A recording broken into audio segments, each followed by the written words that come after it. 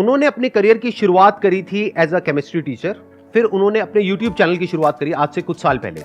उनका जो YouTube channel है उसका नाम है A2 मोटिवेशन।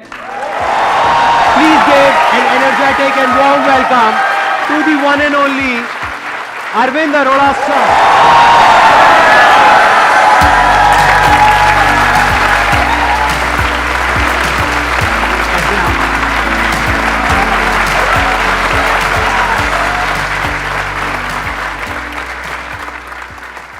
कितने लोग जानते हैं इनको? सारे जानते हैं, सबने इनकी वीडियोस देखी होंगी। इनके बारे में वैसे तो मेरे पास में बहुत कुछ है बोलने के लिए, और अगर मैं बोलता रहा, इनकी तारीफ करता रहा, जो इनकी पर्सनालिटी है, जो इनकी वीडियोस है, तो आई थिंक पूरा सेशन इसी में निकल जाएगा। लेकिन अगर मेरे को शॉर्ट में बोलना हो, सिर्फ एक लाइन के अंदर अंदर जो मैंने ऑब्जर्व किया, इस पूरी दुनिया की पॉपुलेशन कितनी है? 1.5 इंडिया की नहीं, पूरी दुनिया की पॉपुलेशन कितनी है? मोर देन 7 बिलियन, मतलब मोर देन 750 करोड़। उससे ज्यादा इनके चैनल के ऊपर व्यूज है।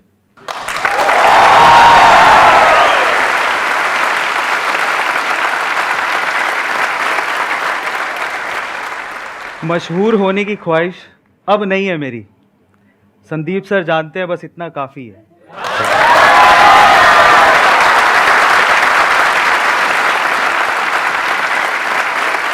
हर बार हम लोग स्टेज पे आते हैं, हमारे लिए तालियां बजाते हैं यार। मैं आपको लिटरली बताता हूँ, एक्चुअली हमारे होस्ट एंड मेरे फेवरेट, मैं जिनका खुद बहुत बड़ा फ़ैन हूँ, एक्चुअली हमें उनके लिए आज स्पेशली तालियां बजानी चाहिए।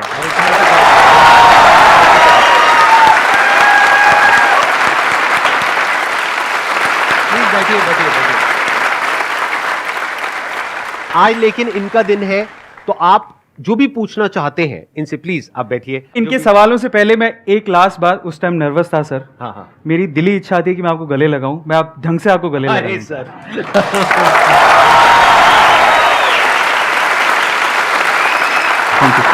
You are doing fabulous job actually मैं पहले एक ऑफलाइन टीचर था, और वो भी गेट की कोचिंग करवाता था। उसके बाद मैं एक केमिस्ट्री टीचर बना, उसके बाद मैं ऑनलाइन आया, और 2019 में A2 मोटिवेशन मैंने स्टार्ट किया था, जहाँ पर मैं फैक्ट और मोटिवेशन की वीडियोस बनाता हूँ, शॉर्ट्स, एंड मैं एक राइटर भी हूँ, और अब एक एंटरप्रेन्योर हूँ। मेरा खुद का एक स्टार्टअप है जो कि बेंगलोर से हम लोग ऑपरेट करते हैं। सो ये मेरा रोलर कोस्टर राइड है। अब इस सेगमेंट में आप जो भी सवाल पूछना चाहें, स्वागत है आपका। आप रेगुलर वीडियो डालते हैं पर डे, मैंने जैसे आपके देखता हूँ कि आपकी वीडियो आती रहती है, तो उस कंसिस्टेंसी को कैसे बनाए रखने हैं आप? क्योंकि आपके बहुत सारे वर्क है, तो आप उसको मैनेज कर रहे हैं और साथ साथ वीडियो भी डाल रहे हैं। तो सर वो चीज़ में जानना चाह रहा हूँ। मैं जब YouTube पे आया था तो मैं थोड़ा सा हमेशा फील करता हूँ कि जो आज का यूथ है, वो जब यूट्यूबर्स या सोशल मीडिया पे इन्फ्लुएंसर्स को देखता है, तो वो जनरली देखता है कि बहुत फेम है, बहुत पैसा मिल रहा है, उस वजह से वो लोग इस फील्ड में आना चाहते हैं। ये थॉट प्रोसेस थोड़ा सा नेगेटिव है, क्योंकि मैं इस वे में नहीं आया था। 2014 में मैं बताना चाहता हूँ कि मैं बहुत अपने आप को लकी मानता हूँ कि मेरे पास इतने 6 महीने के पैसे थे कि मैंने ब्रेक लिया। वो थॉट प्रोसेस बहुत इंपॉर्टेंट है, उसी के बारे में अभी बता रहा हूँ। वो 6 महीने का ब्रेक लिया, उसमें मैं खुद को एक्सप्लोर करना चाहता था कि मेरी कैपेबिलिटीज़ क्या है, मैं क्या करना चाहता हूँ। तब मुझे यूट्यूब की याद आई। मैंने कहा एक ऐसा प्लेटफॉर्म है जहाँ पे अगर मैं जो सीखा हूँ उसके अगर मैं एक वीडियो बना देता हूँ और उसे मैं अपलोड कर देता हूँ, तो मुझे अगर आप 10 साल बाद भी देखना हो या मेरे बच्चों को भी सिखाना हो कि देखो मैंने ये इजाद किया था जिसकी वजह से मुझे फैसिलिटेट किया गया था, मैं एक वीडियो अपलोड करता हूँ ताकि ये एक लाइफ टाइम तक सेव रहेगा। मैं इस वे से आया था। मुझे पैसा नहीं कमाना था, मुझे फेम नहीं कमाना था, मुझे अपने लिए वीडियो बनाना था ताकि वो सेव रहे, ताकि 10 साल बाद भी भूल जाऊँ तो मैं रिकॉल कर सकूँ। और जहाँ तक रही अपनी लाइफ को मैनेज करने की चीज़, अगेन वो स्केड्यूल पे डिपेंड करता है। अगर आप प्रॉपरली अपने आप को, अपने स्केड्यूल को मैनेज करोगे तो आप सारी चीज़ें कर सकते हो। पहले थोड़ा डिफिकल्ट लगता था क्योंकि पहले वन मैन आर्मी था मैं, अकेले ही खुद ही स्क्रिप्ट लिखना, खुद ही शूट करना, उसके बाद एडिटिंग में कहीं ना कहीं एक एडिटर था मेरे साथ में, बट फिर भी वहाँ पार्टिसिपेशन था।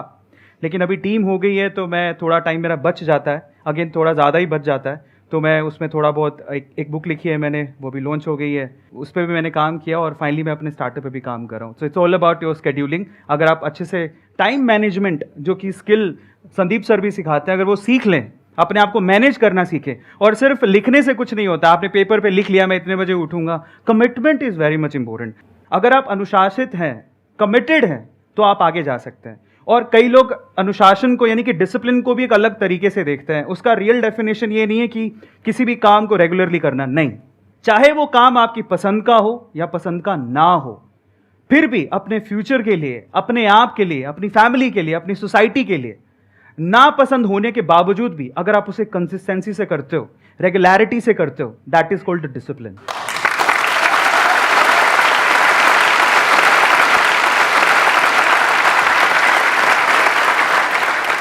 मेरा एक छोटा सा सवाल है कि हम जैसे आर्टिस्ट लाइन या फिर हम यूट्यूब शुरू करते हैं तो अक्सर एक ब्रेकडाउन टाइम आता है। हर किसी की लाइफ में ये टाइम आया होगा या आएगा, जो स्टूडेंट है या उसकी लाइफ में अभी आएगा, तो बहुत डिमोटिवेशन होता है उस टाइम पे कि अरे हमारे साथ फैमिली भी सपोर्ट नहीं करती कि अरे ये क्या यूट्यूब शुरू कर दिया है ना।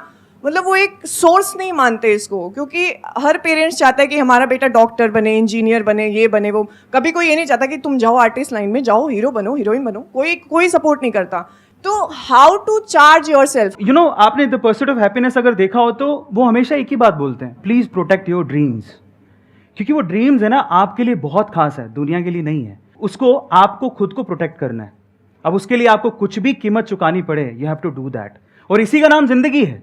अप्स एंड डाउन्स तो आएंगे ही ना लाइफ में, लेकिन अगर आप उन अप्स एंड डाउन्स में अपने सपनों को खो दो, छोड़ दो, तो फिर सपने आपके पास आए ही क्यों हैं?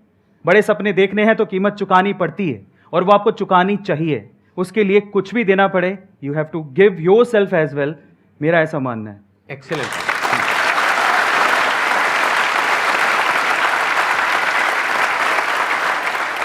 मैं आपको बताता हूँ कि ये बात है, जब मैं बहुत छोटा था, मेरे मामा, मेरी नानी, हम लोग सब साथ में बैठे हुए थे। तो मेरे मामा ने मुझसे पूछ लिया कि जैसे बाय द वे तू करना क्या चाहता है। मैंने कहा बहुत बड़ा आदमी बनूंगा। मतलब मैंने अपने आप को कभी कम आंका ही नहीं, लोगों के सोचने से फ़र्क नहीं पड़ता। मैंने बोला बहुत बड़ा आदमी बनूंगा, मैं बाहर जाऊंगा कुछ करने के लिए, इंजीनियरिंग करूंगा। तो मेरे मामा हंसने लग गए। ऐसा होता है जनरली, लोग फैमिली में होता है, आप लोग कोई ना कोई आप पे हंसा होगा। तो उस दिन वो हंस लिए, मेरे मामा उस दिन हंस लिए।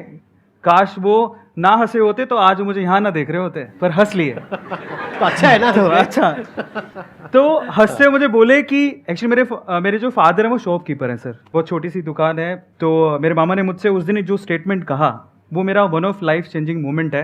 ही वो सेइंग कि मैं तेरे पापा को जानता हूँ, तू कल भी दुकान पे बैठता था, क्योंकि मैं 7 साल की उम्र से दुकान पे बैठ रहा था, कि तू कल भी दुकान पे बैठता था, आज भी दुकान पे बैठता है और कल भी दुकान पे बैठेगा। मैं मन में क्या सोच रहा था पता है? मैं बहुत छोटा था, मैं मन में क्या सोच रहा था, यार इसने मेरा भविष्य लिख दिया। कमाल है, मतलब प्रेडिक्ट कर दिया। अब ये भविष्य ऐसा होना नहीं चाहिए, उसकी जिम्मेदारी मेरी है, उसको तो बदल के रहूंगा।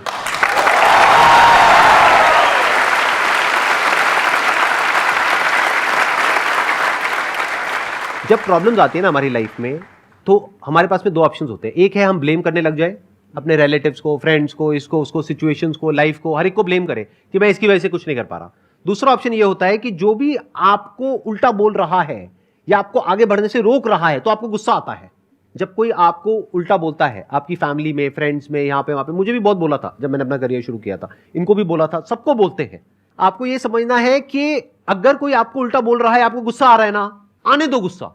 हाँ। बस उस गुस्से को चैनलाइज करो सही जगह पर। वही इन्होंने किया, और आज देखो इनके अंदर एक जोश है, एक आग है जो आप लोग फील कर पा रहे होगे, मैं देख पा रहा हूं। वो आग क्यों है? वो वहीं से लगी थी आग, वो जो आपके मामा जी ने वो बोला था। वीडियो में कोई प्रॉब्लम तो नहीं है ना? नहीं, बिल्कुल नहीं। हाँ ठीक है, नमस्ते मामा जी।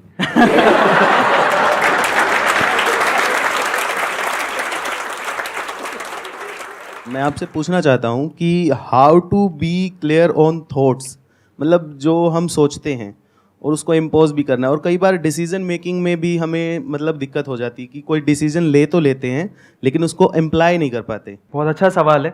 क्लैरिटी में एग्जांपल देता हूँ, ज़्यादा इंपॉर्टेंट है। मेरे फादर मुझे जाने नहीं देना चाहते थे बाहर। मैं इकलौता था, शॉप थी, उनको ये था कि संभालेगा कौन। तो हमेशा जब भी मैं बाहर जाने की बात करता था तो वो कहते थे कि नहीं, पॉसिबल नहीं है।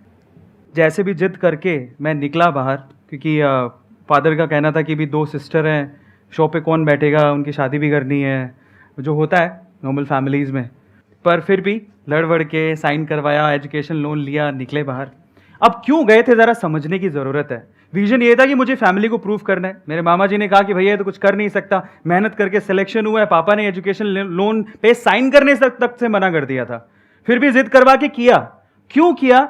वो इंपॉर्टेंट था कि मुझे मेरी लाइफ में कुछ करना था, मुझे इंजीनियरिंग करनी थी। अब क्लैरिटी थॉट क्या है ज़रा समझते हैं। यहाँ से मुझे मेरा करियर बिल्ड करना है, बहुत कुछ पीछे सुन के आया हूँ और बहुत कुछ लोगों को बताना है और प्रूफ करना है, लेकिन जब मुझे मौका मिला तो मैं भी बहक गया। जब बाहर निकला मैं तैयारी करने के लिए सर, तो अगेन पता नहीं कैसे बताऊं, बट वहाँ पे एक लड़की थी। बाहर जाने के बाद जब हवा लग जाती है, फ्री हो जाता है इंसान, उसी की तरफ दौड़ता है। तो मेरे साथ सेम हुआ। उनको जब पहली बार देखा मैंने तो बस दिल के तार बज गए, पता नहीं क्या हुआ। पर एक बात मैं बोलता हूँ यहाँ पे, अगेन करने कुछ और आया था, पढ़ाई करने आया था, तैयारी करने आया था ताकि मेरा कॉलेज में सिलेक्शन हो, लेकिन वहाँ पर इस चीज़ में अगेन साइड में हो गए, डाइवर्ट हो गए। बिकॉज उस टाइम पे क्या मुझे एनर्जी बहुत थी, जैसे आज आप फील कर रहे हो इससे 10 गुना ज़्यादा थी। मुझे ऐसा लगता था मैं बहुत कुछ कर सकता हूँ, लेकिन वो जो एनर्जी होती है उस टाइम पे स्कैटर्ड होती है, इस वजह से आप बहक जाते हो।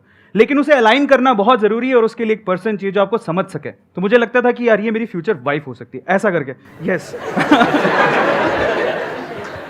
जिन लड़कों को प्रॉब्लम होती है ना, जिनको लव एट फर्स्ट साइट हो जाता है, उनसे ना मैं आपको एक सवाल पूछता हूँ। सवाल ये है कि जिस मोहतरमा के ख्यालों में आप 24 घंटे मशरूक हैं, जिस मोहतरमा के ख्यालों में आप 24 घंटे मशरूक हैं, वो सिर्फ आप ही की है, इसका कोई प्रूफ है?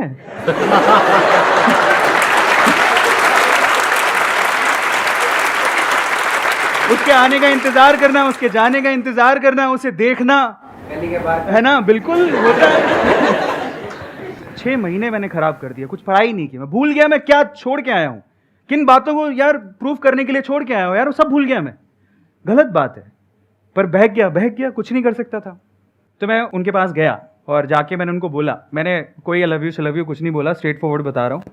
और उनके पास बैठा, जाने का मौका मिला तो मैंने कहा मैं जा रहा हूँ। उनकी मम्मी को बोला पहले, तो मम्मी टकराई। मैंने कहा जा रहा हूँ तो मैं सोच रहा हूँ सबसे मिल लूँ, क्या मैं उनसे भी मिल सकता हूँ? मैं उनका बहुत बड़ा फ़ैन हूँ। वो फ़ैन इस वजह से था क्योंकि वो बहुत ही थोड़ा इंक्लाइंड थी स्पिरिचुअलिटी की तरफ, तो वो बहुत बुक्स पढ़ती थी। तो मैं गया उनके पास बैठा, मैंने डायरेक्टली उनको एक ही बात बोला, मुझे आपसे एक बात कहनी है। तो बोले क्या? मुझे आपसे शादी करनी है। अब अच्छा शादी करनी है, भाई मैं बता देता हूँ, मुझसे 5 साल बड़ी थी।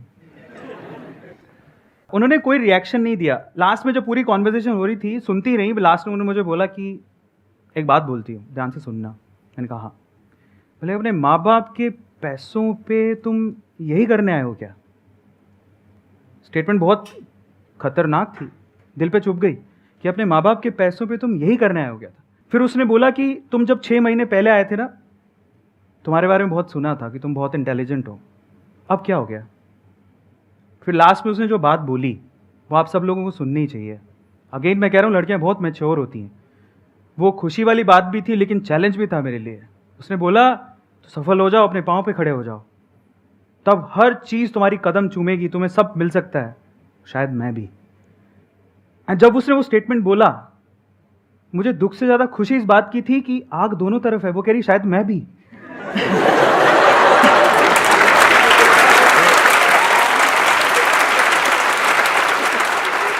आज वो मेरे साथ है और मेरी सफलता में उसका पूरा हाथ है।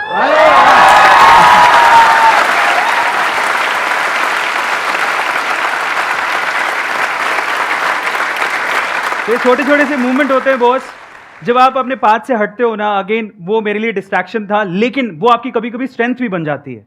अगर मैं सीधे चले जाता, ठीक है, मन में रख के, पर मैंने वो रिस्क उठाया। रिस्क है तो इश्क है। रिस्क उठाया तो सामने से स्टेटमेंट आया, समझ में आया कि हमें करना क्या है, फाइनली उसी पाथ पे दोबारा आ गए। तो आपकी लाइफ बनती है, बिगड़ती है आपके आसपास के लोगों से जो आप चूज करते हो।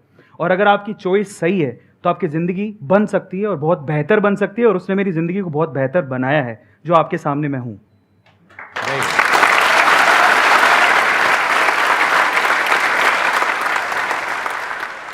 क्वेश्चन ये है कि आपने जैसे बोला कि दैट बर्निंग फायर होना चाहिए या कुछ है, अगर वो स्टिल एग्जिस्टिंग है, but being a special educator क्या रहता है कि हमारा तो वर्क है, but parents are also expecting more as compare to the main streaming student. तो that exertion on the existing job और वॉट एवर द करियर अगर होता है तो वो कैसे मतलब रिजॉल्व होगा? अगर आप करियर को चूज कर रहे हैं तो प्रॉब्लम ये होती है कि दूसरों की एक्सपेक्टेशंस क्या हैं, दूसरे क्या सोचते हैं, कौन सा करियर बेहतर है, कौन उस करियर में अच्छा कर रहा है, हम वो फॉलो करने की कोशिश करते हैं बजाय अपने पैशन को देखने के। मैं बड़ा खुश हूँ इन्होंने कहा कि मैंने उस करियर को चूज़ किया, जनरली लोग जाते नहीं हैं। बहुत बढ़िया बात है यार, मानना पड़ेगा, बिकॉज आप लोग बहुत बढ़िया, बिकॉज आप लोग समझ लीजिए कि आपको जो शोशा वाली ज़िंदगी दिखती है ना, इन्फ्लुएंसर्स वाली, वो दिखने में अच्छी है, उसको मेंटेन करना हार्ड है। आप सिर्फ उनको देख के मत जाओ, आपका कोई पैशन या स्किल सेट है तब आप जाओ। और इंडिया को सिर्फ इन्फ्लुएंसर्स की ज़रूरत नहीं है, बाय द वे। हमें बहुत सारे फील्ड में, हमारे इंडिया में यूथ बहुत अमेजिंग है, बहुत। लेकिन प्रॉब्लम क्या है, सोशल मीडिया पे दिखता है तो हम फॉलो करने लगते हैं, अपने पैशन को भूल जाते हैं, या आपका जो स्किल सेट है, जो आप जिस चीज़ के लिए बने हो वो भूल जाते हैं। करियर पे ध्यान रखिए, अपने करियर को चूज करने के लिए, दूसरों को दिखाने के लिए या दूसरों के एप्रिसिएशन के लिए करियर को चूज मत करो, या दूसरों के एक्सपेक्टेशंस पर खरे उतरने के लिए अपने करियर को चूज मत करो बॉस। अगेन कह रहा हूं, जिंदगी आपकी है, सपने आपके हैं, आप अपने हिसाब से अपने करियर को चूज करिए। आपका पैशन क्या है, आपकी पॉजिटिविटी क्या है, आपके कैलिबर्स क्या है, उसके हिसाब से अपने करियर को चूज करना बहुत जरूरी है। मैंने अभी थोड़े दिन पहले एक स्पिरिचुअल गुरु है, she is really amazing, Jaya Kishori ji, उनके साथ एक पॉडकास्ट किया था, उनका नाम लेना चाहूँगा मैं, और वो पॉडकास्ट अभी रिलीज़ हुआ है। तो उनसे मैंने एक चीज़ सीखी। देखिए, लोग आपको बहुत कुछ कहेंगे, बहुत कुछ, वो गाली भी निकालेंगे, आलोचना भी करेंगे, they will abuse you, they will criticise you. यार वो लेना नहीं लेना आपके हाथ में, इग्नोर कर दो, छोड़ दो उसको। हार्ड है, लेकिन अगर आपने ये कला सीख ली कि दूसरों के क्रिटिसिज्म को कैसे एक एक लाइन के बाद, एक बाउंड्री के बाद अपने तक आने ही नहीं देना है। अगर आपने 200% किया है ना, that's it, straight forward, simply बोल रहा हूं, दूसरों की क्रिटिसिज्म को भूल जाओ। अगर मन से सेटिस्फैक्शन है ना कि मैंने बच्चों के लिए बहुत दिन रात मेहनत की है, 200% दिया है, क्रिटिसिज्म मैटर ही नहीं करता, जब तक आपका मन आपको अप्रिशिएट कर रहा है। और आपके मन का अप्रिशिएशन बहुत ज्यादा मायने रखता है।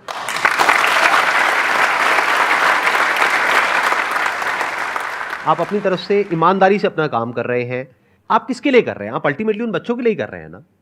अब उनके जो पेरेंट्स हैं वो नहीं समझ रहे, वो आ करके आपको उल्टा बोल करके जा रहे हैं, तो आपको गुस्सा आएगा। आपकी जगह मैं होऊंगा, कोई भी होगा, उसको गुस्सा आएगा। किसको नहीं आएगा? कोई इंसान अपने पूरे दिल से एक काम को करे, ईमानदारी से करे, अच्छी नीयत के साथ करे, उसके बाद भी लोग सामने से उल्टा बोले तो गुस्सा आता है।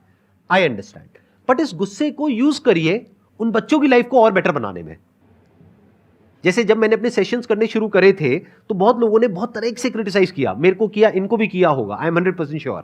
तो वो जो क्रिटिसिज्म है उसको मैंने यूज किया कि लोग उल्टा बोल रहे हैं ना, इसका मतलब कुछ उसमें सच्चाई भी है और कुछ झूठ भी है। तो पहले तो उसको फर्क किया, फिर जो सच्चाई है उसको यूज किया कि हाँ, आप जो कह रहे हो बात में उसमें थोड़ा तो दम है, कोई बात नहीं, अभी ये कमी है ना, इसको बेटर करता हूं, इसको इंप्रूव करता हूं, और बेटर करता हूं, और बेटर और बेटर और बेटर। अब वो 100% तो कभी भी नहीं हो सकता, मतलब ऐसा कभी नहीं हो सकता कि 100% पेरेंट्स आपके पास आकर के आपकी तारीफ करने लग जाए, ऐसा नहीं हो सकता। बट अब आपका टारगेट क्या होना चाहिए? 10 में से 9 उल्टा बोलते हैं, एक अच्छा बोलता है। आपका होना चाहिए इस 10 में से 5 लोग आए और दिल से आकर के आपको थैंक्स करें। तो उसके लिए क्या करना पड़ेगा? आपको और एफर्ट करना पड़ेगा, जो अभी कर रहे हो उससे और ज्यादा करना पड़ेगा, अपनी स्किल को और अपग्रेड करना पड़ेगा। अब वो आप क्या करोगे, कैसे करोगे, वो आपको पता है, क्योंकि वो आपकी लाइन है, हमें नहीं पता है। तो अगर आप वो कर पाते हो और उस तरह से आगे बढ़ पाते हो, तो सिर्फ अभी जिस स्कूल में आप पढ़ा रहे हो वहीं पर नहीं, आगे भी लाइफ में बहुत आगे जा सकते हो। अपॉर्चुनिटीज बहुत है, और उन्हीं लोगों के लिए है जो इस तरीके से लाइफ में आगे बढ़ते हैं। क्योंकि अगर उनके कहने पर आप रुक गए तो नुकसान किसका है? इसको ऐसे देखो, आपने कहा कि अब मैं अपना जो काम कर रही हूं ना, उसको अच्छे से करने के बाद भी कुछ मिलता तो है नहीं, मतलब अपना काम अच्छे से करने के बाद भी उल्टा ही सुनने को मिलता है, तो काम करना ही क्यों है? भाड़ में जाए, मुझे क्या फर्क पड़ता है। ये भी एक अप्रोच है बहुत लोगों की कि हम काम करते हैं, एप्रिसिएशन तो मिलता नहीं है, जॉब करता हूं, यहां पर कमियां तो सब निकालते हैं, तारीफ कोई करता नहीं है, अच्छी क्वालिटी कोई देखता नहीं है, तो मैं अपना काम ढंग से करूं ही क्यों? तो इसमें नुकसान किसका है? कभी सोचा है? शॉर्ट टर्म में चलो उस इंसान का नुकसान है, जो एम्प्लॉयर है उसका नुकसान है। लॉन्ग टर्म में किसका नुकसान है? एम्प्लॉय का, क्योंकि वो एम्प्लॉय वहीं पे स्टक हो जाएगा, वो बेकार हो गया उस कंपनी के लिए भी और कंपनीज के लिए भी। लेकिन अगर उसको उस कंपनी में उल्टा बोला जा रहा है, फिर भी वो अपने काम को और अच्छा करता जा रहा है, और अच्छा करता जा रहा है, और अच्छा करता जा रहा है, तो आज नहीं तो कल वो उस कंपनी को छोड़ेगा, कहीं और जाएगा। तो हो सकता है वहां एप्रिसिएशन नहीं मिला, अरे वहां तो मिलेगा, दूसरी जगह नहीं मिला, तीसरी जगह मिलेगा, चौथी जगह मिलेगा। कोई तो कंपनी होगी जो देखेगी कि आप एक्चुअल में अंदर से क्या हो, जिसको हीरे की परख होगी, और उस दिन आपको हीरे का दाम मिलेगा।